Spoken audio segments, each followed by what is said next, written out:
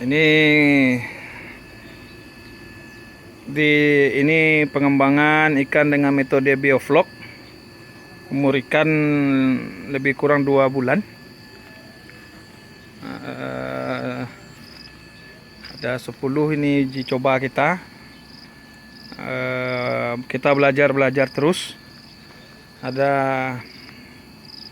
airnya, sirkulasinya bagus. Kemarin ada kita belajar, jadi kepada kalau kemarin bulan pertama banyak yang mati karena kita masih belajar. Sekarang sudah alhamdulillah angka kematiannya sudah kecil. Ini satu kolam 3,5 meter, kita isi 1.500. Walaupun ada yang mengatakan bisa diisi 2.500, tapi kita isi 1.500.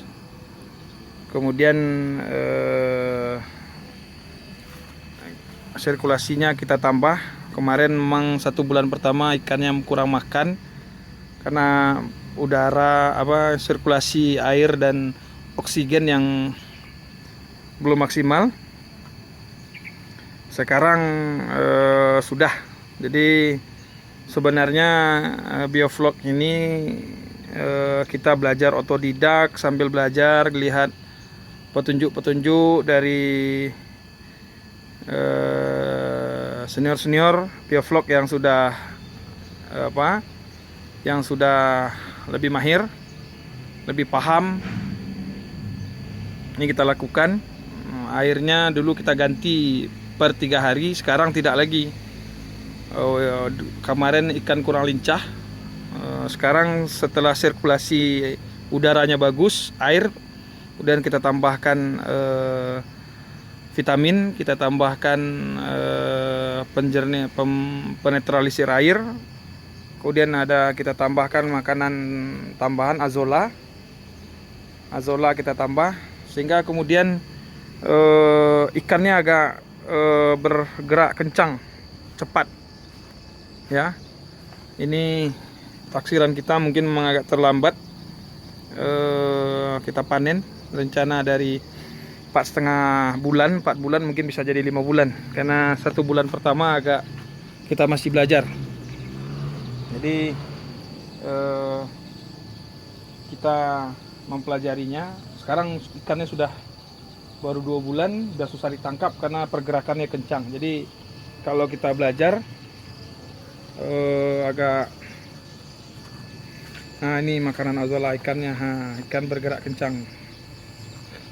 Ini isi kapasitas paling tinggal 1.300, karena di awalnya banyak ikan yang mati. 1.500 atau 1.000, dari 1.500 paling ada 100.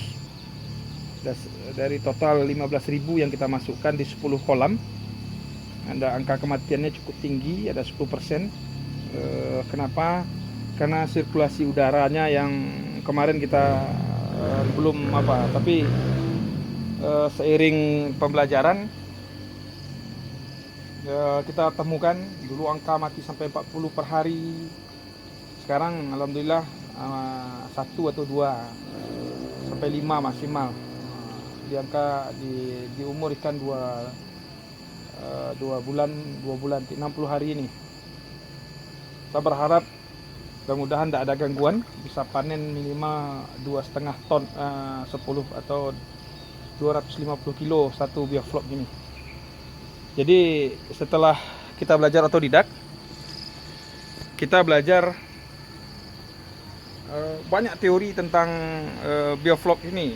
Ada yang sirkulasi air, ada ras dan lain-lain sebenarnya. Tetapi sebenarnya saya belajar dengan kawan-kawan yang mengembangkan bioflok ini di Payakumbuh, di kota Payakumbuh, di lingkungan saya, di luas lahan lebih kurang 16 kali 45. Rencana kita buat sekitar 25 bioflok.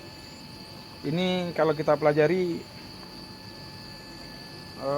mesinnya, kita pelajari bisa otodidak. Jadi banyak teori. Tapi apakah ini berhasil atau tidak, kita lihat 2,5 bulan lagi atau 3 bulan lagi. Makanannya kita tambah dengan azola nih. Kita tambah dengan azola. Nah, ada azolla. Pergerakan ikan sudah lancar, tandanya ikan sehat. Air tidak lagi berbau seperti di awal sebulan pertama. Kita masukkan obat, kemudian 1 hari ikan tidak kita kasih makan sama sekali. Tujuannya adalah agar sisa-sisa makanan yang ada di bawah, yang menumpuk di bawah, ketika lapar ikannya ngambil bawah, kalau tidak dia hanya makan yang di atas. Jadi kelihatan air ini masing-masing kita berikan 6 titik. Satu bioflok kita berikan 6 titik. Nah, ini kencang, kelihatan kencang ikannya bergerak. Kalau dulu tidak seperti itu, gerakan ikannya agak lambat. Sekarang terkejut, langsung ikannya bergerak. Apa bayangkan nanti kalau 2 bulan lagi. 2 bulan lagi, ini, pergerakan ikan. Artinya ikan ini tergantung sehatnya, sehat air, kemudian sehat ikan dan udara cukup. Perkembangan ikan setelah kita coba 15 hari ini dengan merubah pola sirkulasi udara, oksigen yang cukup, ikannya agak lincah, makannya agak banyak. Ini mesin yang kita pakai. Ini bisa untuk 1000 titik sirkulasi udara. Langsung dari mesin. Kalau kemarin ini tidak, kita pakai selang kecil ini. Dari selang ini kita bagi, ternyata tidak maksimal. Setelah kita robah, sekarang lebih maksimal. Langsung ke dasar kolam atau di tengah kolam.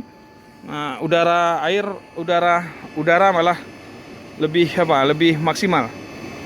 Dan angka kematian bisa dikatakan seminggu terakhir nggak ada.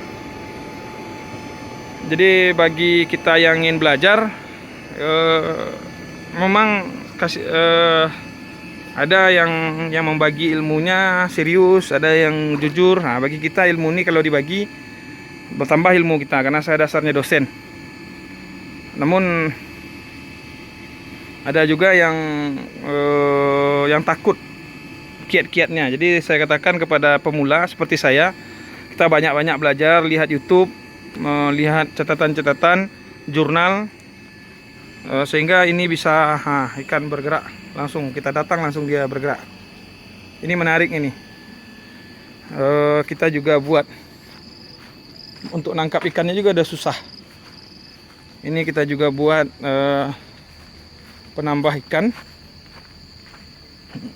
penambah makanan nutrisi ikan. Hanya kita siapkan lebih kurang 45 meter kali 60. Jadi kita siapkan. Ini azolla yang kita kembangkan. Ini azolla untuk makan ikan. Kita siapkan, kita buat. Jadi tidak perlu kolam khusus. Kita siapkan saja pakai terpal. Ini kita ambil tiap hari, tidak habis. Karena pertumbuhan azolla menurut teorinya 25%. Jadi segini, besok pagi kita ambil lagi. Besok udah ada lagi 1 hari. Asal dikasih pupuk kandang atau kotoran sapi yang udah kering, kita letakkan sebagai alas, kemudian kita kasih pupuk, kita air. Nah, azollanya berkembang.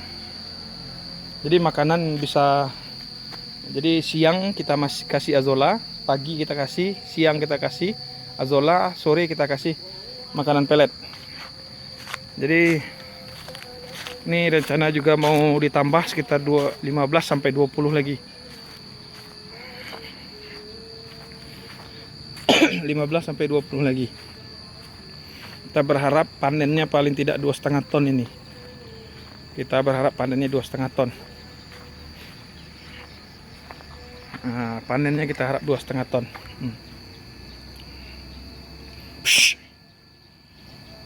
Air radiasinya udah bagus. Jadi satu mesin itu kalau saya nggak salah saya beli 2,5 juta, nanti bisa 100 titik untuk saluran apa. Jadi kalau kita buat nanti lebih kurang 25 masih 25 atau 20 masih 5, ini 6 kita kasih biar udaranya tambah bagus. Jadi azollanya ada yang cepat, jadi makanannya tambah cepat, tambah kencang. Jen, sini. makanannya cepat, nangkapnya tidak susah jam segini. Udah, oke. Jangan pernah berhenti belajar, jangan pernah berhenti belajar. Yang penting kita coba, karena masing-masing tempat berbeda perlakuannya, udara. Jadi kita belajar, lihat YouTube, lihat catatan, lihat apa. Sekarang tuh semuanya belajar. Yang penting mau belajar. Trial and error, betul, ada risiko. Cuma ini ya nama orang sekolah aja bayar. Nah, kita udah, kalau gagal satu kali jangan pernah menyerah. Makasih.